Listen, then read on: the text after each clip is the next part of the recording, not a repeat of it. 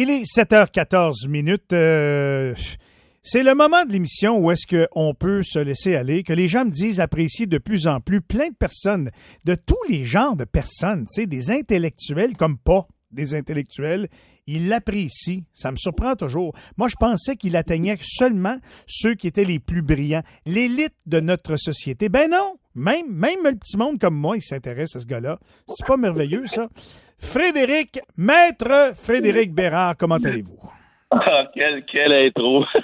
Quand tu me mets de bonne humeur, là, c'est pas pour rien que je t'écoute, hein? Aïe. Ben, ça va pas pire. Ça va comme c'est mené. Puis à date, c'est bien mené, fait que ça va pas mal. Ah. Toi, ça va-tu bien, mon Fred? Parfait. Ça va-tu bien, toi? Oui. Moi, te répondre, ça va comme c'est mené aussi, mais je me prononcerai pas sur le reste. Hey, la COP 27, j'ai vu ça passer, j'ai lu là-dessus, mais avant même que ça commence, les COP-ci, moi, je pensais que c'était un tournoi de soccer, ça, il y a quelques années, puis je me suis rendu compte que c'était pas ça pantoute. Ça vaut-tu la peine qu'on joue à la COP 27, finalement? Moi, écoute, il aurait pu faire ça par Zoom, s'éviter 200 jets privés, que ça aurait pas été plus grave, hein? Quelle espèce de fumisterie, de grosses blagues cheapettes. Écoute, le Canada, bon, premièrement, Justin n'est même pas là, ça te donne une idée à quel point il trouve ça sérieux. Mm-hmm. Le Canada a invité, écoute ça, Michel, le Canada a invité les pétrolières canadiennes. Eux autres sont allés à une rencontre environnementale mondiale, puis dans leur équipe, ils ont invité des dirigeants de certaines pétrolières. Écoute. Oui, monsieur, c'est parce que les boys, c'est contre vous autres, là, qu'on manifeste. On là. est en train de se brancher ensemble mondialement contre les pétrolières. C'est ça qu'on fait là-bas, là. Hey, c'est épouvantable. Puis en plus, pourquoi tu penses que les pétrolières vont là?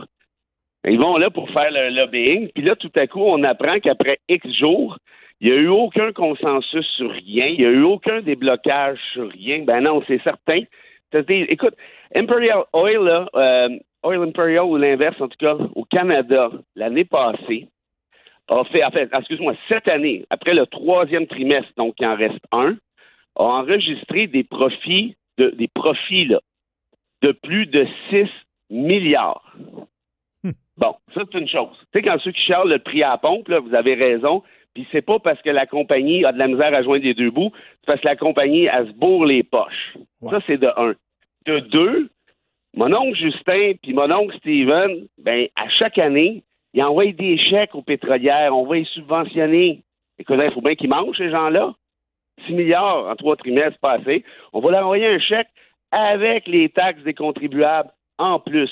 Et là, tu les invites à la COP 27 pour faire leur petit lobbying sur le bras pour se donner des petits airs verts alors que ce sont eux qui cochonnent la planète. Et là, je pense notamment à ceux qui opèrent les sables bitumineux en Alberta. Écoute, inviter des pétrolières à la COP 27, là, c'est comme inviter le colonel Sanders dans un congrès de poulet. Là. Ça n'a pas de bon sens. Non, c'est pire que ça. C'est d'inviter le colonel Sanders à une rencontre végétalien. Pas pire, ça. Assisté par une trolley de poulet. C'est ça. C'est carrément ça. C'est épouvantable. Puis Guy Lebeault, ce gars-là, c'est une fraude. À un moment donné, il va falloir le dire. Là. Ce gars-là, c'est une fraude monumentale. Et lui, là, pour qu'on fasse l'historique, lui, c'était très environnementaliste. Là. Il était public, il manifestait publiquement, il réprimandait les gouvernements. Écoute, là, il a été élu, puis évidemment, sa vocation, c'était dans l'environnement. Moi, je peux pas vraiment juger là, de ce qu'il fait comme travail, mais tout le monde dit la même affaire. Et il est rendu à la solde du gouvernement, puis il voit plus clair. Mais regarde, moi, on va refaire de l'historique un peu avec toi 2 minutes. Là. Tu sais, quand on dit qu'il était vert, il était beurré vert à grandeur, attends une minute. Là. À l'âge de 21 ans et demi, il est grimpé dans le taux du CN, disant « Stoppons le réchauffement climatique ». OK, ça, c'est cute. Après ça, il a parti équitaire. OK, ça, c'est cute. Ça n'a pas été très long. Après qu'il s'est fait engager par Deloitte. Tu sais, Deloitte, là, c'est pas tout à fait Mère Teresa, là, la dernière fois que j'ai regardé, là, en termes environnementaux. Il conseillait les entreprises. En d'autres termes, c'était un consultant pour le big business. Ça, c'est un. 2, dès qu'il est débarqué, puis d'ailleurs, il était chum avec Jean Charest. Jean Charest dit « Ah, c'est donc le fun d'avoir un Stephen Guilbeault, il est parlable. » Tu sais, quand Jean Charest te trouve parlable en matière environnementale, c'est peut-être parce que tu fais pas ta job aussi, là, tu sais, à quelque part. Mais bon, il débarque à Ottawa, et là, on lui donne le patrimoine pour le protéger un petit bout de temps. Et tout de suite après qu'il a été nommé à l'environnement, 3 jours, Michel, 3 jours après que l'ONU, le GIEC, publie un rapport disant, là, les amis, il reste, on est à minuit moins 1 seconde, ça va péter. Ce gars-là, 3 jours après, est allé approuver la pétrolière, le forage pétrolier de baie du Nord. 3 jours après le rapport du GIEC. Il faut être baveux sur un moyen temps. Ils disent, ah oui, mais là, c'est pas pareil. Nous, on va produire du pétrole propre. Tu vas produire du pétrole propre. Tu vas faire ça, toi, mon Steven. Ben, OK, on va faire un test. Tu vas commencer par en boire devant nous autres. Puis après ça, on verra. La réalité, là, c'est que du pétrole propre, ça n'existe pas. Le mieux qu'ils peuvent faire, c'est sur l'extraction. Et ça vaut pour 10 si tu veux, de la production des gaz à effet de serre. En d'autres termes, c'est une joke. Et là, ce gars-là, après avoir approuvé ça, nous fait des petites vidéos. Il dit, regardez, moi, j'ai adopté cette habitude-là, là, quand j'étais chez Équiterre, là, il sort sa cuillère en métal, puis son couteau. J'ai dit, ça se peut pas, il me niaise. Il dit, moi, là, après mon lunch, je le remets dans mon Ziploc. Puis je l'ai lavé, puis je reviens le lendemain avec la même chose, comme ça, mais je reprends toujours mes petites cuillères, mes petites fourchettes, mes petits couteaux. J'ai pas pensé sauver la planète avec sa cuillère en métal, lui, là. Non, mais là, on n'est plus... Je le disais la semaine passée, puis moi, je suis pas très grano-environnementaleux, pour être honnête avec toi, Fred. Mais je me disais, c'est bien beau les petites affaires que tout le monde peut faire, mais c'est à quelle heure qu'on va décider des grandes affaires à faire en société? Ben voilà. Mettons exemple, là, demain matin, puis je le dis sincèrement, moi j'ai un pick-up, j'ai un bateau, j'ai toutes sortes de patentes à gaz. Mais si demain ils nous disent, on met tout le monde nos pick-up dans la rivière, on va être le premier là. C'est pas le choix. Ben, la réalité, là, puis je suis tellement content que tu dises ça, parce que t'en plein ça. Tu peux pas laisser aux gens le soin de s'auto-réguler. Oui, on va faire des efforts à gauche, à droite, puis je suis pas un modèle, moi non plus, là. C'est pas ça l'idée. L'idée, c'est que je fais de mon mieux. Tu sais, je suis végétarien. Moi, déjà, ça aide.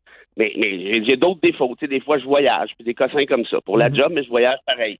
Bref, tu peux pas laisser aux gens le soin de s'auto-réguler. Je te donne un exemple. En Californie, il y a une couple d'années, il y a peut-être une vingtaine d'années, ils ont dit là, les chars, si vous voulez rouler ici en Californie, vous allez émettre un maximum de GES de X, de taux de, je me souviens plus c'est quoi la formule, là, mais ça va être max, là. Puis vous avez 3 ans pour vous bouger le derrière. Ben, sais-tu quoi? Ben, ça a été fait. Ça a été réglé. Puis merci, puis bonsoir. Là, tu pourrais faire ça avec l'aviation, tu pourrais faire ça avec les multinationales. Ça, c'est sans oublier que selon les dernières études, il y a plus de 50 milliards de dollars, Michel, en énergie verte, qui dorment au gaz, c'est le cas de dire, juste au Canada. La géothermie et compagnie. Cet argent-là, là, il pourrait faire rouler un paquet de business, il pourrait faire rouler des jobs, il pourrait y avoir une transition facile.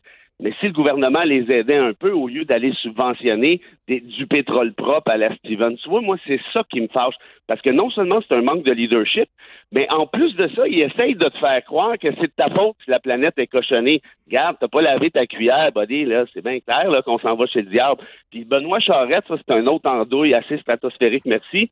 S'en va vanter le troisième lien comme un projet de développement durable. Tu sais, sérieux, là, il y a vraiment, là, mon grand-père disait, il y a quelque chose qui se perdent, là, ben, tu sais très bien à quoi je fais référence. Non, le troisième lien, Benoît, c'est pas un projet de développement durable. Le troisième lien va rajouter 60 000 chars par jour dans le trafic québécois. Ça, c'est un. Puis de deux, il arrive à COP27, ça y prend quelque chose. Vous voyez, là, j'ai une petite enveloppe là, pour des projets citoyens pour l'environnement. Tu sais, il a l'air de se promener à l'Halloween avec sa canne d'UNICEF. Qu'est-ce que tu veux qu'on fasse avec ça? Des projets citoyens. OK, oui, c'est le fun. On va sauver la berge de la rivière Cric-Cochon à Mont-Laurier. Je veux bien. Mais c'est pas là que ça se passe pantoute. 70% des émissions de gaz à effet de serre dans le monde sont émises par les multinationales. Quand même qu'on se met tout à faire du Bixi puis du compost, là, ça va rien changer du tout. Donc là, moi, je vois ça, puis là, sont à COP27, puis ça se flatte la bédaine, puis ils ont tellement l'air repus et contents. Écoute, je pense à ma fille qui a 21 ans, je pense à ton petit Émile, je pense à toute cette génération-là qui nous suit. Sérieusement, on va leur dire quoi? Dans 20, 30 puis 40 ans, il y a 30 millions de Pakistanais, Michel, au moment où on se parle, qui sont à la flotte. Il y a le tiers du Pakistan qui est à la flotte. On va leur dire quoi, nous autres, quand ça va être notre tour? Ah, ben, qu'est-ce que tu veux? Il fallait voter plan-clac pour ramasser notre chèque de 500$ pour aller à Punta Cana. C'est ça qu'on va leur dire. Ma grande fille, elle a dit, lors du souper vendredi soir, on était ensemble, puis j'ai émis le commentaire sur l'environnement. J'ai dit, je sais pas ce que la planète va avoir l'air dans 300 ans, mais je suis pas sûr que ça va être dans l'état qu'on est là. Je suis pas sûr que ça va tenir encore. Je sais pas que... Puis on parlait justement de ça. Puis ma fille m'a répondu, elle dit, merci papa, je viens d'avoir un bébé. Ben, tu vois, moi, ma fille m'a déjà dit, je pense pas que j'aurai d'enfant un jour parce que je me sens pas capable. Je me sens pas capable vu que c'est ce qu'en vient. Puis, sais-tu quoi? Et ta fille et la mienne ont raison. Ta fille a raison, il faut lutter contre le défaitisme. Puis je pense que ma fille a raison dans un sens, parce que la réalité, c'est ça. Puis quand tu dis dans 300 ans, aïe aïe, si on regarde les rapports de l'ONU, on n'a pas 300 ans. Il reste peut-être 2-3 générations. Avant 2050, le GIEC te l'a dit encore, il y a 2-3 mois, il va y avoir 220 millions de réfugiés climatiques. Ça, pas en 2050, d'ici 2050. Ce qui veut dire que la planète ne va pas péter d'un coup, là, personne ne dit ça.